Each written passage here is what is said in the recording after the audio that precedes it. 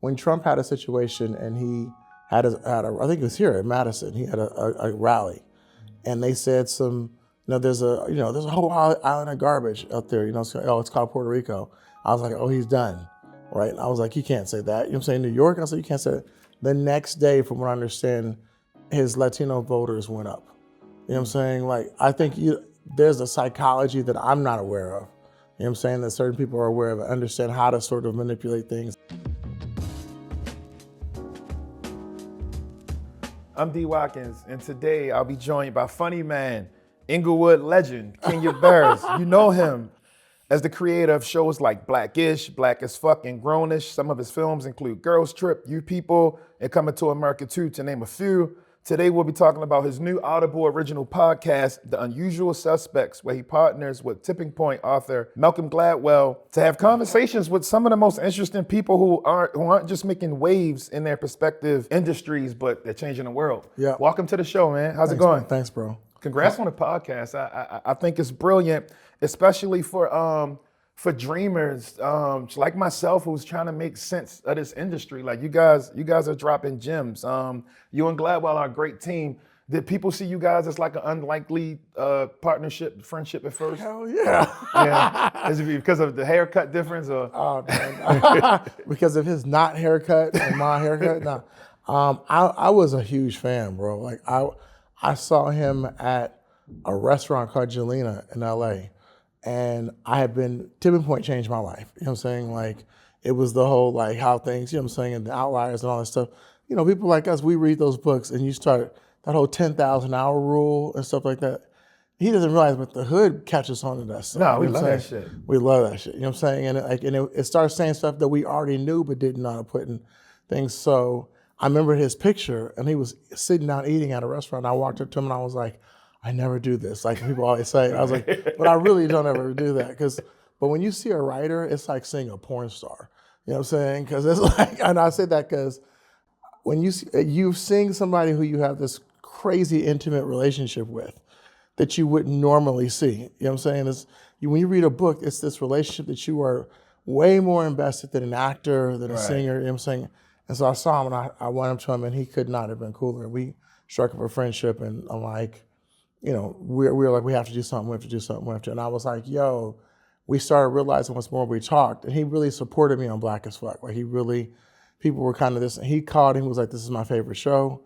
This is one of the best comedy. I can, and put it out there and right when, at the right time. And I was like, Malcolm Gladwell watches this? Right. And we started talking and we both kind of realized that we like coming at like stuff from the behind the things, the thing behind the thing. You know what I'm saying? That's the stuff what he does too. And so that was our connection. Yeah, I didn't think he watched television really. I thought he just read like periodicals. Encyclopedias. But I knew today I'm on H. But before I listened, I was like, oh, this is gonna be interesting because obviously Kenya's more connected to celebrities and working in Hollywood and so it's Gladwell coming into his world. However, Kenya's coming into Gladwell's world with the podcast and just being an interviewer. So I was wondering if you ever bumped heads on any philosophies or... No, we actually liked the fact that we came at shit from different places. You know what I'm saying? Like he came at it, we ultimately ended up at the same place of like, what's the thing behind the thing? But he's a pro, so it was like playing in his world. How'd you guys select the guests?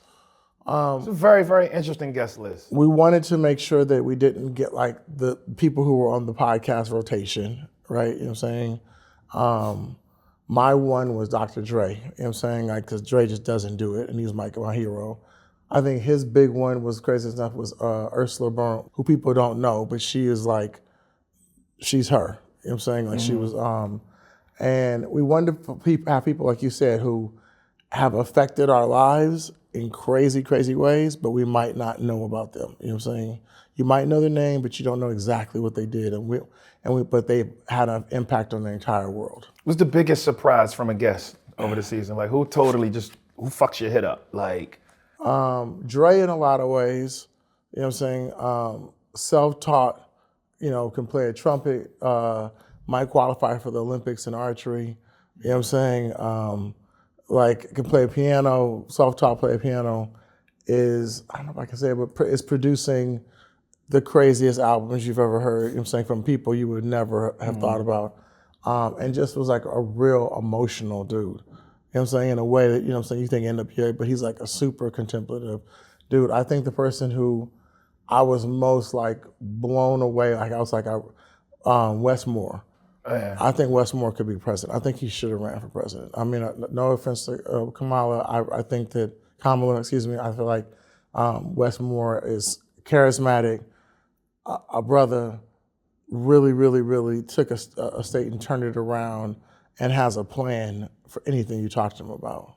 No, Wes watches this, so he's gonna be they're gonna be hitting you up for them donations. He's like my big brother. He's like one of my mentors. Oh man, he's a Baltimore. We're Baltimore guys, so we look out for each other. I read his book, The Other Wes Moore, and it changed. It was like the idea that he wouldn't found somebody had the same exact name, same neighborhood, but how easy it is to take two different paths. And What's crazy is I did a talk at Jessup MCIJ. It's like a prison on the outskirts of Baltimore, and I actually met the other Wes Moore. Oh, you did? Oh, you did? Yeah, I met the other Wes Moore. Yeah. He was like, "Hey, man," and he said, "I'm the other Wes Moore." And I'm like, "Yeah, that's what I said." How is he? He's good, man. He's maintaining. Did that book affect him? Yeah, absolutely. He was like, I really. But that book was also everywhere. Like, I mean, so that's one book. Like, I told Wes this all the time. Like, especially talking about concept books. That is literally one of the most genius concept books that's ever been written. Like, I've done events in like Jonesboro, Arkansas, and like random places, and I'll walk into a classroom, and we'll open I'll look at what the teacher has on for the kids, and there'll be like 700 copies of the other Wes Moore, and I'd be like, Wes, you motherfucker. No, it really is. I'm in LA right now. We're having the fires. There's this amazing filmmaker. Hopefully, she chose this girl, Nadia Holmgren. I want her to direct a documentary called A Tale of Two Cities, because I want to say, look right now, turn the cameras on. I want to say the Palisades, now Altadena, and I want to right now see how we handle the difference between these two cities, how the fires handle. So it's a bite off of the other Wes Moore. Yeah, but you can make that film too. I can't. I know some writers. If you want to talk about it seriously, I'm serious. I think we can get funny. I want to do it right now though, because you know what I'm saying. But anyway, yeah, it changed me. So Ava DuVernay's interview was mind blowing to me. I've been on the book side, and I'm new to television and film, and to find out that she had to raise like outside funds to be able to actually get Origin made I was like, really? Right. Did it seemed like it shocked you too, or is that something that I was blown away by that? You know what I'm saying? And I think the thing was that book, right? As a book, was one of the best books I've read in a long. Isabella Wilkinson's a genius. Yes, sure. It was genius. You know what I'm saying? And I was like, oh, this is gonna be crazy. And it screamed documentary. The fact that she made it into a narrative was really interesting. And that she had to go raise money after everything success she has. But it probably was the best thing because she got to do what she wanted to do with it. Shout out to my guy, John Bernthal, for playing the good, strong white husband. I know. He did. She also said something powerful about having a film made. And I think when you're a creator, and this is something that we go through, but it never actually makes it out to the people who we make our work for the most, is what it actually takes to get something made. Making it through those notes and being able to look at that finished project and say, okay, it's partially still mine a little. Yeah. They say a movie gets made 3 times. Once when it's written, once when it's shot, once when it's edited. Can you speak to that? Because I mean, I imagine making something like Black is on ABC is like, I bet those notes was coming. Yeah, but I think in TV, once you have a little bit of success, it stops a little bit more. You know what I'm saying? Films are completely different. You got to get a script made, then you got to get a script written and passed through. Then you got to get somebody to make it, right? Then after you make it, you got to go. And at all these points, there's notes. Scripts, ton of notes. You know what I'm saying? When you're getting it made, the studio's right there, ton of notes.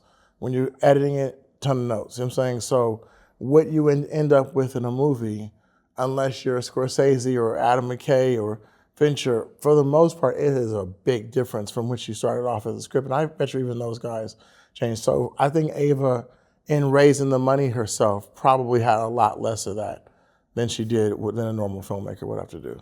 It was also funny listening to you guys talk about critics and how critics receive some of your work. I know, as you know, before we started, I was telling you, I know people right now who are mad at you because they're waiting for Black as Fuck season 2, and they want a sequel to You People. They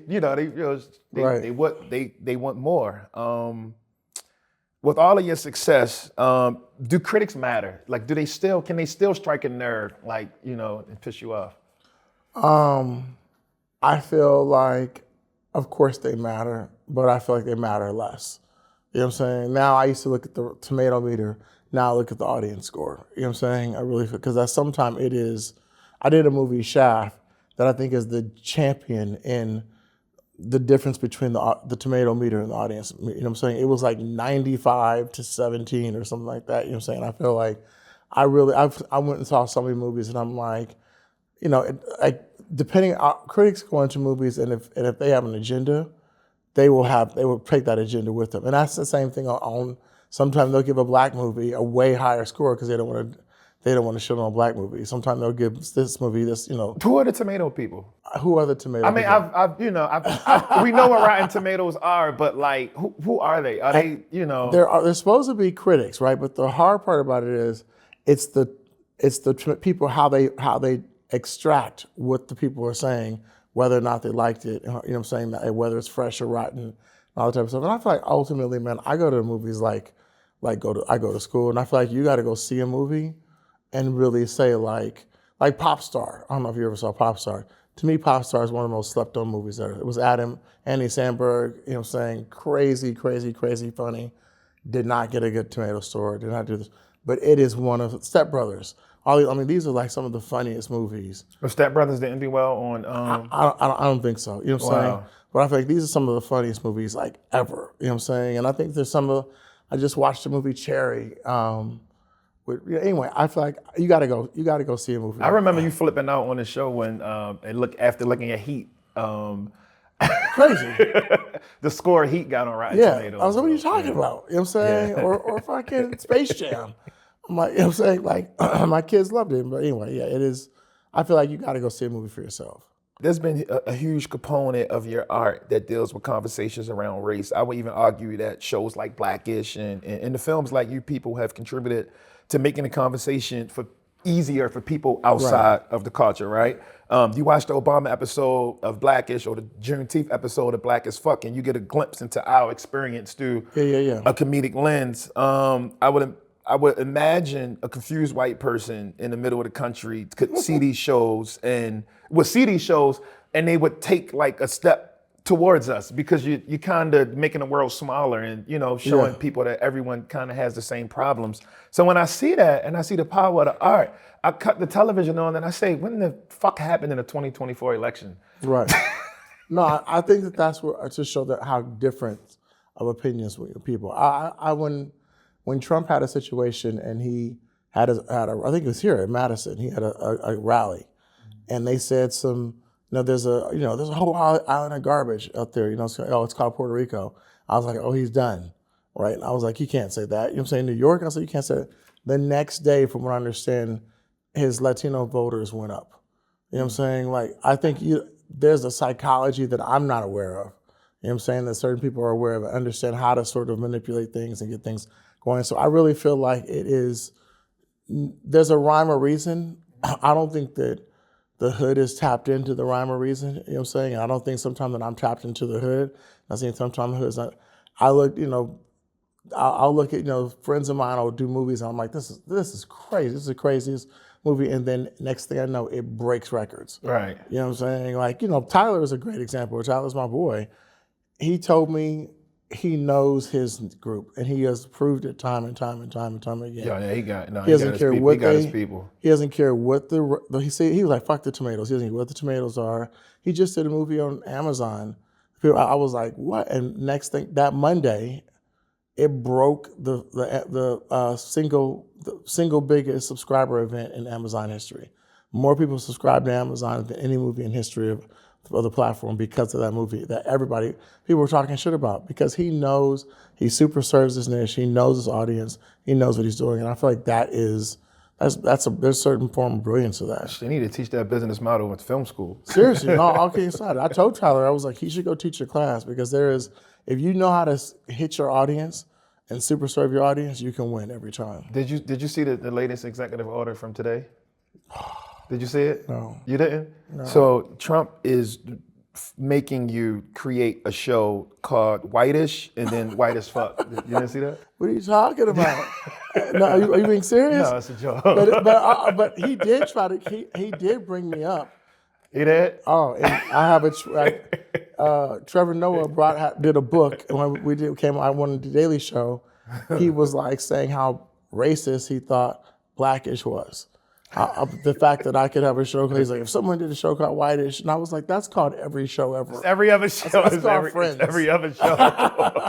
And he was like, if we did a show called Blackish, how racist, and like he literally tweeted out, and I was like, yo, the president is tweeting. First, I got scared about my taxes, Right. but then I. But not anymore, because he's getting rid of the IRS. Yes, So you might be okay. I hope so. I'm not gonna lie about that one. He gets a couple wins from me on that one. But it is wild. We living in wild times right now, bro. Yeah, I want to quickly touch on what's next for you. You're in development of some high-profile projects, reimagining The Wizard of Oz and It's a Wonderful Life. Having now spoken with all of these, amazing guests on your podcast, is there anything you've taken from the conversations that you're gonna like usher into this new phase? Or I think the thing I'm most excited about right now, in terms of on the film side, is I'm doing a reimagination of the Truman Show, and it takes the place where it's a black version of the Truman Show, where Jamal Truman is a kid who grew up, in the hood, and the hood doesn't really exist. The hood is a construct that was created by this company for people to watch at home. Like, could you imagine living like Jamal lives? You know what I'm saying? Like, and I kind of feel like that's how it feels in the hood sometimes. Like, it can't be this much police shootings. Like, you know what I'm saying? Like, and then when you start taking and looking at it from that aspect, you start feeling like it is sort of a construct. So I think that is something I'm super excited about. Well, we're looking forward to it, man. Congratulations on everything, and thank you for coming by. Thank you, man. Thank you for having me. Thank you for watching Salon Talks. Be sure to subscribe as we feature some of your favorite artists, authors, and more. And while you're here, you might as well watch another video by clicking right here.